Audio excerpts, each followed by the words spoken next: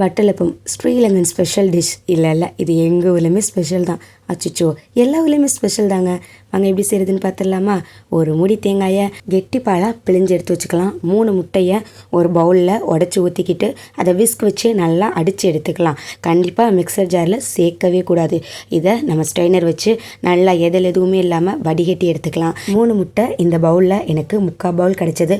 அதே அளவில் தேங்காய் பால், 1/2 கப் அளவுக்கு சர்க்கரை எடுத்து நல்லா விஸ்க் வச்சு பீட் பண்ணிக்கலாம். உப்பு போட மறந்துடாதீங்க.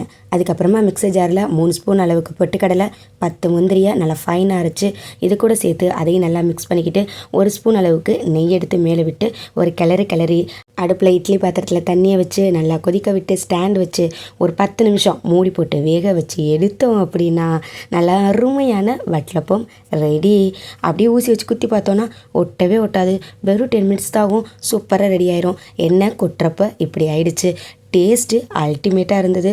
ஒரு ஜெல்லி ஃபார்ம்லாம் அப்படியே சூப்பராக நாக்கில் வச்சதும் எப்படி வயிற்றுக்குள்ளே வலிக்கிட்டு போகுதுன்னே தெரியாது. இந்த மெத்தடில் ட்ரை பண்ணி பார்த்துட்டு மஸ்ட்டாக கமெண்ட்டில் சொல்லுங்கள். நம்மளோட சேனலை சப்ஸ்கிரைப் பண்ணாமல் இருந்தீங்கன்னா மறக்காமல் சப்ஸ்கிரைப் பண்ணிக்கோங்க.